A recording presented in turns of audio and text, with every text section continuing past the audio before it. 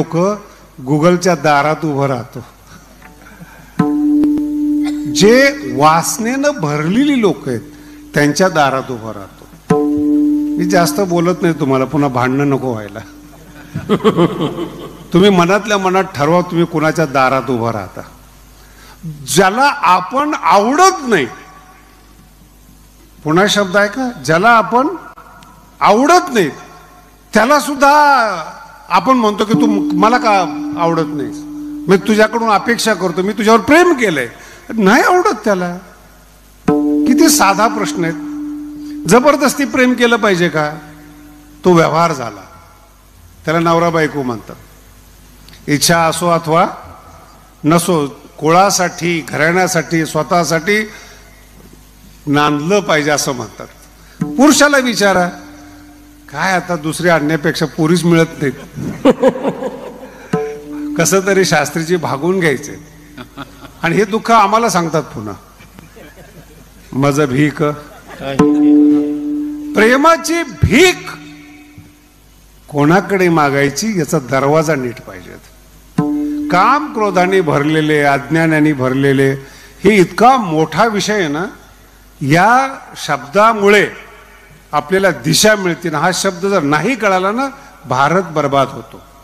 जाणीवपूर्वक शब्द वापरतो, भारत. एवढ्या शब्द कुणाच्या दारात उभं राहायचंय हे कळत नाही म्हणून भारत बर्बाद झालाय. किती संत आहेत या जगामध्ये ज्यांना आत्मज्ञान मिळालंय. किती तत्वज्ञानी लोक आहेत की ज्यांचं तत्वज्ञान मुरलेलं आहे. तुम्ही हरिपाठ रोज म्हणता, काय शब्द आहे बघा, ठाईचं मुराला अनुभवे. मुराला शब्द आहे. ज्ञानी लोकांकडे जाऊ नका, ते लोणचं ना जास्त आंबट लागतं, मुरलेलं टेस्ट देतं. या जगात ज्ञानी भरपूर आहेत, मुरलेले नाहीत. आणि मुरलेले नसल्यामुळे त्याच्या दारात आपण जातो. मग दोन टप्पे करतो बरं का. वारकरी संप्रदायात सगळे शेतकरी, सगळे शेतकरी. क्वचित 2-4% शेतकऱ्याची मुलं जी IIT मध्ये गेले असतील, शिकले असतील, ज्यांना लहानपणीपासून संस्कार असतील, ते वारकऱ्यामध्ये येतात, पण शक्यतो येत नाही. आणि श्रीमंत लोक दारात जात नाही असं जात नाहीत, अंधश्रद्धेच्या दारात जातात. बघा तुम्ही, सगळे नेते लोक, सगळे मंत्री लोक, सगळे श्रीमंत लोक, त्यांच्या घरात एकेका साधूचा फोटो आहे. ज्याने कधीही ज्ञान सांगितलं नाही अशा साधूचा फोटो आहे. नाही का? एकही ग्रंथ नाही त्यांचा, एकही पुस्तक नाही, एकही सिद्धांत नाहीत. त्यांचे हे शिष्य, कुणी मौनी, कुणाचे नख वाढलेले, कुणाचे केस वाढलेले. त्या एक दिवशी मला एकाने फोटो पाठवला, ती जटा किती असाव्यात केस सगळ्यात, आणि ते दिले world Vikram, Guinness book of world मध्ये केसाची लांबी किती. नाही कळलं, याला साधू म्हणायचं. लांब केस वाढवतो त्याचे साधू, त्याचे लोक शिष्य. ठाकलोचे काय. वारकरी संप्रदायाचे एक वैशिष्ट्य आहे. मी तुम्हाला अजून पुढे जाऊन सांगतो. कोकणावर सगळ्यात जास्त माझा विश्वास आहे बरं का. तुम्ही जिथं आहात ना, सगळ्यात जास्त विश्वास आहे कोकणावर. तुम्हाला अजून कारण नाही माहिती, स्तुती केल्यामुळे टाळ्या वाजवल्यात. शिवाजी महाराजांचे सगळ्यात जास्त किल्ले कुठे आहेत बोला ना. स्वराज्यासाठी, हिंदुत्वासाठी प्राण अर्पण कुणी केले? अभ्यास करून बघा तुम्ही. हिंदुत्वासाठी म्हणा, देशासाठी म्हणा, शिवाजी महाराजांचा सगळ्यात जास्त विश्वास कोकण आणि मावळ. अख्खा महाराष्ट्र शिवाजी महाराज की जय म्हणत असेल, पण शिवाजी महाराजांचा विश्वास कोणावर होता बोला ना. कोकणी लोक एकतर विश्वास ठेवत नाहीत, ठेवला तर मग मात्र विश्वास भंग होत. तुम्ही भाग्यवान आहेत की माऊलीवर विश्वास ठेवून इथं आलात. मला बरेच लोक म्हणतात, जरा चिडवतात, आमचे पोरं शास्त्रीची 5 स्टार आहेत. काय म्हणतात, मला फार बरं वाटतं. भिकारी तर म्हणत नाहीत ना, 5 स्टार आहेत. पण मला पण वाटायचं एखादा सप्ताह देखील 5 स्टार असावा. तो आज मी पाहिला. वा वा वा. कसा सप्ताह असला पाहिजे, शिस्त कधी असली पाहिजेत, कसे लोक शांत बसले पाहिजेत. नाही कीर्तन आवडलं तरी तुम्ही शांत बसता, तुम्ही संत आहात. ज्यांचे आपण दास आहोत, ज्यांना आपण मानतो ना, त्यांनी शिकवलंय आपल्याला. गाथ्यातून तुकोबाराय आपल्याशी बोलतात, हरिपाठातून माऊली आपल्याशी बोलतात. ते शब्द पवित्र आहेत, हरिपाठाचे माऊलीच्या मुखातून आलेले आहेत. ज्ञानेश्वरी माऊलीच्या मुखातून आलेली, जन्म घेतलेली माऊलीची मुलगी आहे ती, कन्या ज्ञानेश्वरी माऊलीची. पवित्र घराण्यात, पवित्र कुळात ज्ञानेश्वरीचा जन्म आहे. आपण भाग्यवान आहोत, त्यांच्या दारात आपण उभे आहेत, माऊली आणि ज्ञानोबाराय, लक्षात ठेवा. आणि तुमचं नावही संत माऊली, ज्ञानेश्वर माऊली. मंडळ तुमचंही आहे, म्हणजे योगायोग म्हणून हा म्हणलो तुम्हाला.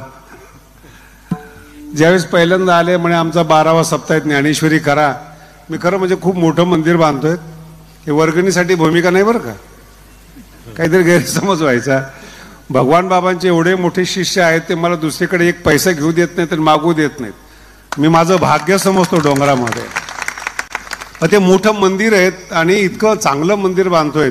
वेळ मी त्याला दिलेला आहे ज्ञानेश्वर महाराजांच्या मंदिरासाठी, म्हणून कीर्तन वगैरे कुठं करत नाही किंवा जात नाही.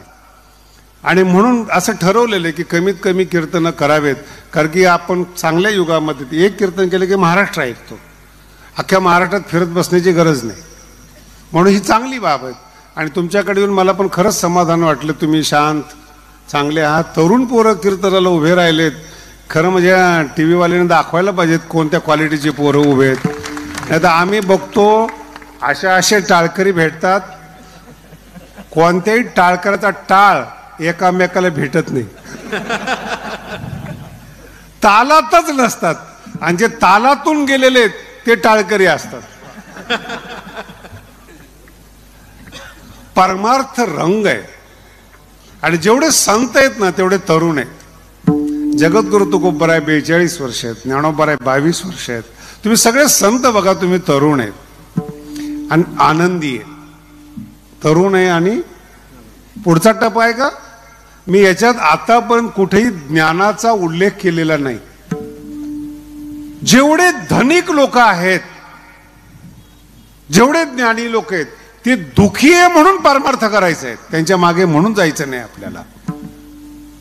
श्रीमंत लोक आहेत आणि पृथ्वीवर आहे ना ठरलेल्या गोष्टीत बरं का, चांगले कपडे, चांगलं जेवण, याच्या अतिरिक्त काहीच नाही. मी म्हणून तुम्हाला म्हटलं शब्द प्राणी. प्राणी म्हटल्यावर दोनच गोष्टी असतात, चांगलं जेवण पाहिजे, झोप पाहिजे आणि संतती परंपरा पाहिजे, दुसरं काहीच नाही. जगातला कोणताही श्रीमंत घ्या, काही फरक पडत नाही त्याच्यामध्ये. म्हणून जगद्गुरु तुकोबारायांनी ज्ञानोबारायांच्या म्हणण्यानुसार ज्यांच्या दरवाजामध्ये उभे आहेत तो पांडुरंग परमात्मा आहेत. ठाकलो शब्द अतिशय महत्वाचा आहे बरं का, पोचलो या अर्थामध्ये. हे सगळे कीर्तनकार दिसतात म्हणून बोलतोय तुम्हाला. हे देवाच्या दारात जात नाहीत, देवळाच्या दारात जातात. फरक लक्षात आला का? तुम्ही आम्ही पंढरपूरला देवळाच्या दारात जातो, इथे देवाच्या दारात सांगितलेले आहेत, ज्ञानाच्या दारात सांगितलेत, भगवंताच्या द्वारात सांगितलेत. आणि तिथं जाऊन थांबा, ठाकलोसे, गडबड करू नका. काय कधी कधी थोडंसं ज्ञान झालं ना, एवढे उथळ पुथळ करतात लोक, काही प्रमाणाच्या बाहेर. आणि काही काही परमार्थातले लोक आपणहून स्वतःला संत मानतात. आपणहून कोणी मानत नाही संत, त्यांना भक्त स्वतःलाच मानतात. आणि सगळ्यात वाईट काय परमार्थामध्ये, माझा शब्द नीट ऐका, जो जेवलेला आहे ना तो निंदा नाही करत कोणाची. भरलेल्या पोटाचा जो साधू आहे ना, इतर संप्रदायाचं, इतर धर्माचं खंडन करत नाहीत. अतृप्त माणसं खंडन करतात. गरीबाच्या शेजारी जर एखाद्याने घर बांधलं ना, मग त्रास होतो. त्याच्या शेजारच्याला पोट दुखतं आणि ते पोट कुठल्याही औषधाने थांबत, जळती की म्हणतो आपण, सतत कशामुळे दुखतं काही नाही. कोणत्याही डॉक्टरकडे द्वेषाला औषध नाही. एक तर मूर्ख हात याचं दुःख आणि दुसऱ्याचं सुख पाहून जळतात, हे डबल दुःख. मग स्वतःसाठी प्रयत्न केला नाही आणि चांगल्याच्या दारात तुम्ही गेला नाहीत. विठ्ठल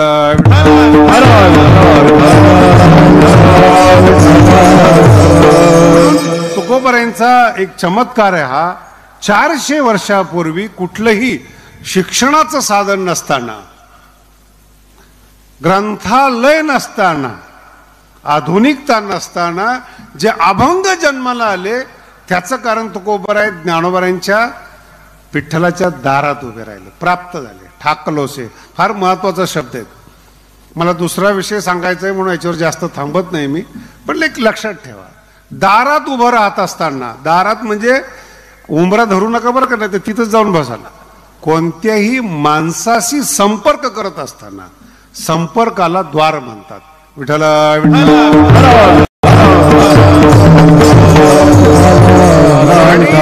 ज्याच्याशी संपर्क केलेला आहे तो संपर्क तुम्हाला लहान आणि मोठा करतो. गायकाच्या घरी जन्माला या, स्वरज्ञानाची गरज पडत नाही. श्रीमंताच्या घरात जन्माला या, व्यापार ज्ञान आपोआप तुम्हाला प्राप्त होतं. कीर्तनकाराच्या घरी जन्माला या, नक्की नाही की कीर्तनकार व्हाल म्हणून, काही सद्गुण आहे नाही. दुर्गुणाचं संक्रमण होतं, सद्गुणाचं संक्रमण होत नाही. म्हणून तुकोबारायांच्या मुलांनी अभंग लिहिले नाहीत. कळते तुम्हाला? ज्ञानाच्या पोराला ज्ञानी होताच येत नाही. याचं कारण आहे आपुली आपण करा. भौतिक पदार्थ संक्रमित होतात. जमीन नावानी होते, घर नावानी होतं, वाटणी मिळते. मला कधी कधी इतकं वाईट वाटतं ना पोरांच्या बाबतीमध्ये. 2 भाऊ वाटणीसाठी भांडण करतात, बरोबर आहे का? बोलत चला सर, झोप नाही आले ना. 2 मुलं बापांनी कमवलेल्या प्रॉपर्टीसाठी भांडणं करतात. मराठीला अवघड आहे बरं का. मी त्यांना पुरुषच मानत नाही महाराज. त्याच्या बापाने शून्यातून जग उभा केलंय आणि ही शून्य झालेली मुलं बापाच्या वाटणीसाठी भांडणं करतात. पुरुषत्वाचा अपमान आहे. पैसा मिळतो, बुद्धी नाही मिळत, अक्कल नाही मिळत, ज्ञान नाही मिळत तुम्हाला. अरे तुम्ही मनुष्य म्हणून जन्माला आलायत, पुरुष म्हणून जन्माला आलेला आहेत.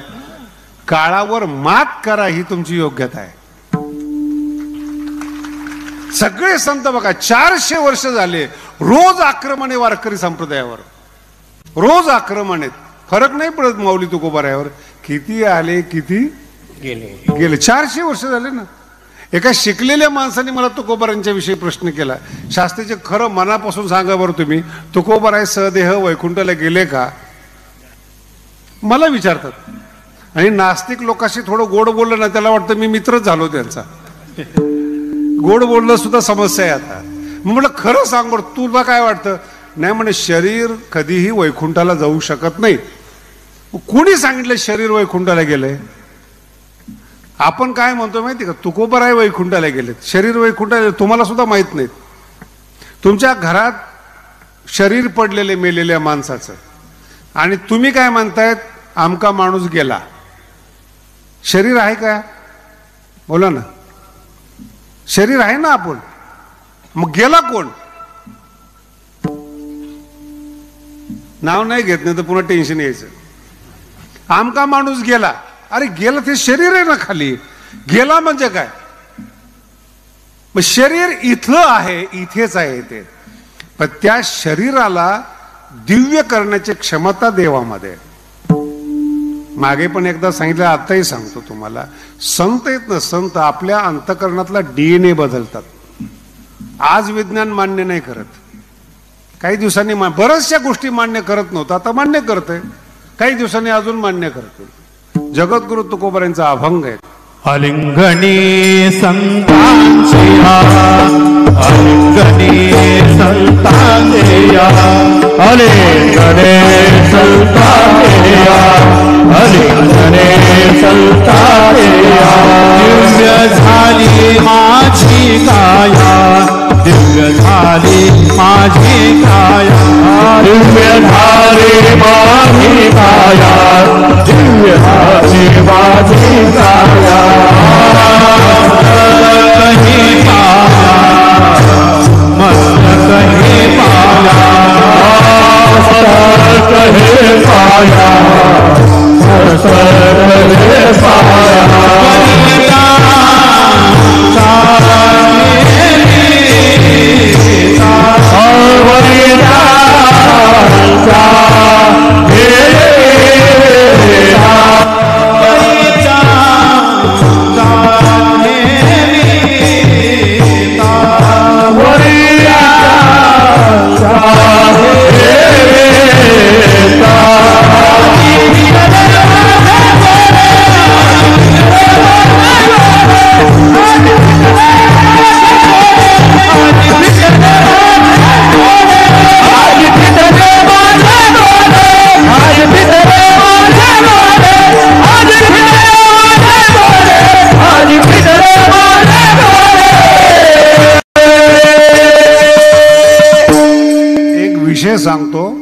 शहरातले माणसं आहेत.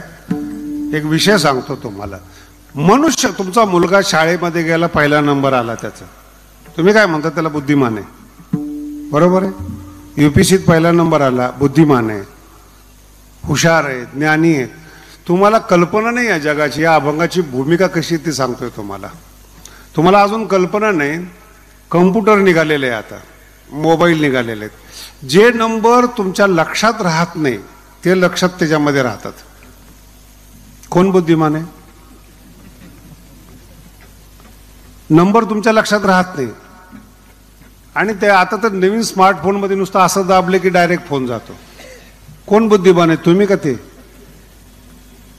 कशावर अभिमान करता तुम्ही लोक? शिकलेले लोक आहेत ना, यांच्यापेक्षा कम्प्युटर बुद्धिमान आहे. अजून पुढं पुढं निघत चाललेलेच कम्प्युटर बुद्धिमान आहे. त्याच्यापेक्षा अजून पुढं सांगतो, काही दिवसांनी अशा चिप निघालेल्या आहेत, सगळं ज्ञान एकत्र जमा झालेलं आहे. अजून पुढं सांगतो तुम्हाला, क्लोन नावाची एक सिस्टम आहे, बऱ्याच देशांनी विकसित केले, लोकांना माहिती. पण क्लोन शब्दाचा अर्थ काय?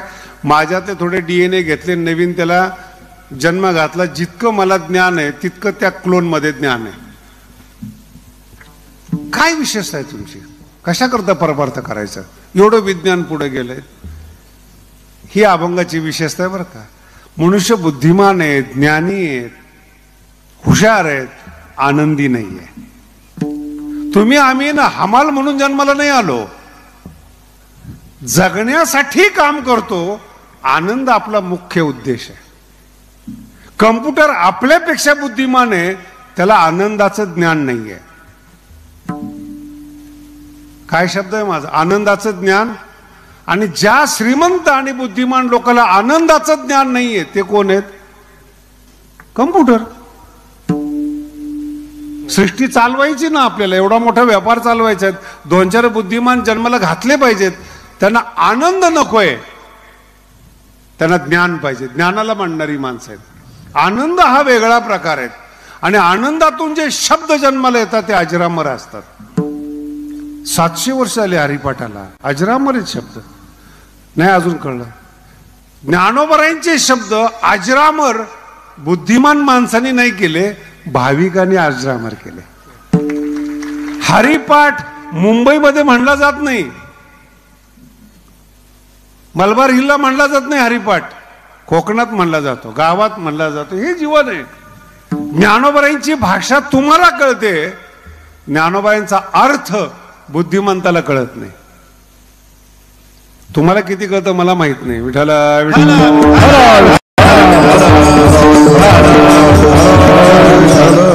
त्या लोकांचे नुसते नावं असतात. आई बापाचे भावडं असते, पोरांनी संत व्हावं नावं ठेवतात. तुकाराम, एकनाथ अशी नावं ठेवतात पोरांची. तुमच्याकडे पण आहेत. माझ्या कीर्तनाला एक जण आला होता, तो कसाही होता. कीर्तनाला कसाही होता. मला ते काही गुळ फिळ काहीतरी लागत होता. त्याने खिशातून कागद काढला आणि दिला. ते मी कागद बघितला, मला एवढं हसू आलं. तो कोण आहे? कसाही. उघड भाषेत बोलायचं म्हणजे विकणार आहे, मटण विकणार आहे. आणि त्याच्या कागदावर काय लिहिलंय माहिती का?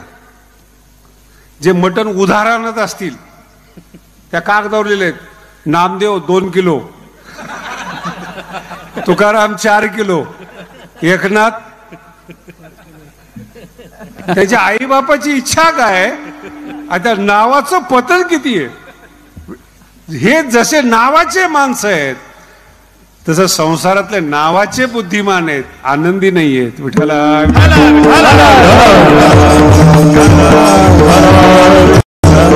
नावाचे बुद्धिमान आहेत, आनंदी नाही आहेत. जर आनंदी असते, पुन्हा शब्द आहे का, आनंदी असते, संतावर जळले नसते, संताची निंदा केली नसते. आमचं धोतर पाहिले की काही लोकांना वाईट वाटतं. त्यांनी दिलेले का आम्हाला धोतर? बोला ना तुम्ही. वारकरी अभ्यास नाचताना बघितलं, टेन्शन येतं त्यांना. काही काही शिकलेले लोक बघा सूटबूट मध्ये येतात, असे उभे राहतात. तुका म्हणे ऐशी बुद्धी ज्याची जड, तया होणी दगड अशी. काही काही माझं दुर्भाग्य, काही काही ठिकाणी असे कीर्तनाला बसतात जसे 10वीहून आलेले. श्रीमंत लोकांचे आणि बुद्धिमान लोकांचे चेहरे जर 10व्यासारखे असतील, याच्यापेक्षा दुसरं पाप नाही महाराज. आनंदासाठी जन्माला आलात. आनंद मिळाला नाही ही तुमचा मूर्खपणा आहे. विठ्ठल आणि संत जन्माला आलेले आहेत कुठलाही अभ्यास न करता, कोणाच्याही ग्रंथाचं परिशीलन न करता. शब्द आहे का त्यांच्या हृदयातून अभंग जन्माला येतात. गंगा जन्माला येते. तुकोबरांचा शब्द बरं का, तुका म्हणे झरा झरा. थोडं पाणी येतं पण सारखं येत राहतं. थोडं येतं पण सारखं येतं. तुमचे 2-4 वाक्य पाठ होत असतात. 2-4 वाक्य पाठ असतात. कुठेही गेले की पहिले ते वाक्य वापरणार. कुणाच तरी उधार घेतलेलं असतं. पिक्चर मधला डायलॉग असतो, नाटकातलं वाक्य असतं. दुसऱ्याच आहे रे ते. दुसऱ्याच्या दारात नका उभं राहू. तुका म्हणे झरा आहे मुळीचा खरा. मूळचं अंतःकरणातून जन्माला आलं ना ते थंडावा देतं, अंतःकरणाला शांत करतं, त्रिविध तापातून शांत करतं. मग ज्ञानात समाधान नाही किंवा संसारात समाधान नाही, मग काय केलं पाहिजे? पहिला टप्पा आहे देवाच्या दारात उभं राहा. आणि भगवंताकडे गेल्यानंतर भिकारी म्हणून त्यांच्याकडे जाऊ नका. इथे शब्द फार सुंदर आहेत. याचक आणि भिकारी 2 शब्द आहेत. ठाकलोसे द्वारी उभा. उभा शब्दावर लक्ष ठेवा बरं का. जास्त विश्लेषण करत नाही मी. देवाची द्वारी उभा. तसं ठाकलोसे द्वारी उभा म्हणजे तत्पर, सावधान. कुठला शब्द कसा निघून जाईल कळणार नाही. तत्पर उभा. याचक भिकारी ते म्हणवून घेतात. याचना करणारा, भीक मागणारा. पण ते संसारातली भीक नाही आहेत. जगद्गुरू तुकोबारांची 8 पिढ्याची श्रीमंती तुकोबारांनी ती भोगलेली आहे. शब्द आहे का. गरिबी वडिलाकडून आलेली नाही तुकोबारायांना. 8 पिढ्याची श्रीमंती तुकोबारायपर्यंत आलेली आहे. आणि वयाच्या 18व्या वर्षापर्यंत तुकोबारांनी श्रीमंती भोगलेली आहे. 22व्या वर्षी जीवनामध्ये परिवर्तन सुरू झालं. विठ्ठल विठ्ठल